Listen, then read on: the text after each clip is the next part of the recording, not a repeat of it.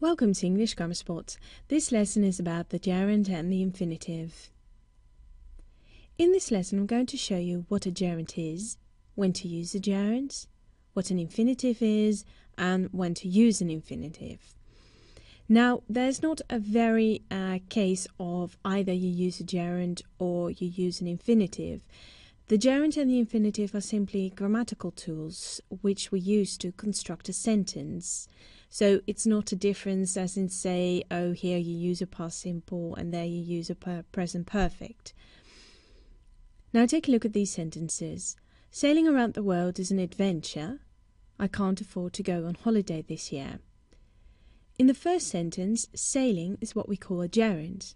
In the second sentence, to go is what we call an infinitive. Now, what is a gerund? A gerund is a verb to which ing is added. The gerund looks like a verb, but it is used as a noun. Moreover, it looks often like a continuous tense, but it is used differently. For example, eating in class is not allowed. Eating here is a gerund. Why? Because it's the subject of a sentence. It is a noun here. Whereas he was eating in class is a past continuous, because here it's used as a tense. Now, when do we use a gerund? First and foremost, we use the gerund often as a verbal noun. So, a noun that looks like a verb. For example, smoking in public areas should be banned. So we have the verb to smoke, we've added ing, so we've made it into a noun, and it takes the position of the subject here. He quit smoking cigars when he was 25. Again, we've taken the verb to smoke, added ing, making it a noun, and then put it in the place of the object. So here it has become a noun. We also use the gerund after certain verbs. So these are not all the verbs, but these are the most common ones. To admit, to avoid, to consider, to deny, to enjoy, to finish, to involve, to keep, to mean, to practice, to quit, to remember, to stop, to understand, and to waste. So, for instance, I have to admit going to the cinema is very nice, for instance. We also use the gerund after prepositions. Besides swimming, we didn't do much, so besides here is a preposition. Or, I'm thinking of quitting my job. Again, of is a preposition, so it is preceded by a gerund. He looked at her without saying a word, and again, without is a preposition. Now, what is an infinitive?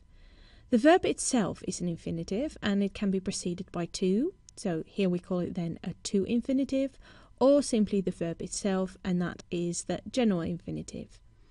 For example, to be honest, I love learning English, so to be is the to infinitive. I would rather help my mother, here help is the infinitive. Go and check if I've left the oven on. Go and check are both infinitives. Now, when do we use the to infinitive? Certain verbs take the to infinitive. For example, these verbs are to appear, to arrange, to bother, to choose, to decide, to feel, to hope, to learn, to manage, to offer, to plan, to refuse, to seem, to tend, to volunteer, to wish. So these are the most common ones. These are not all. So I appear to have lost my keys, for example. So to appear and to have then is the to infinitive. We also use the to infinitive after adjectives. It was difficult to see through the fog. So here, difficult is an adjective. She's happy to help us. Again, happy as an adjective takes the to infinitive. And it is easy to bake a cake. When to use a regular infinitive? After modals, we use the infinitive. Can, could, will, would, shall, may, might, must, and should are the modals, and these are generally preceded by the infinitive. So, for instance, I might wonder where my keys are.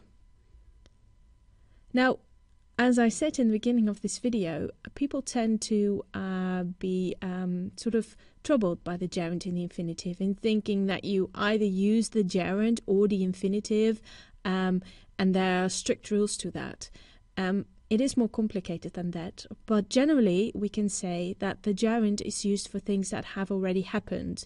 For example, he began playing baseball last year, as opposed to the infinitive, which is used for things that can or still happen.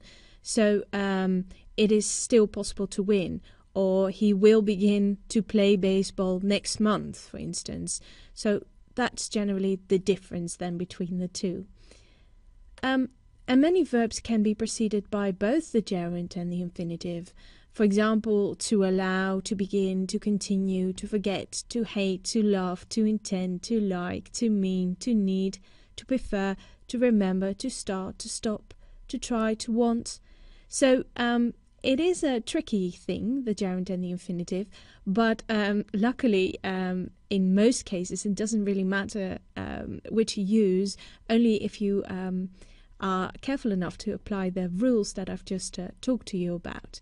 So, well, the best of luck. And for regular updates, please subscribe to youtube.com/EnglishGrammarSpot or go to www.englishgrammarspot.com.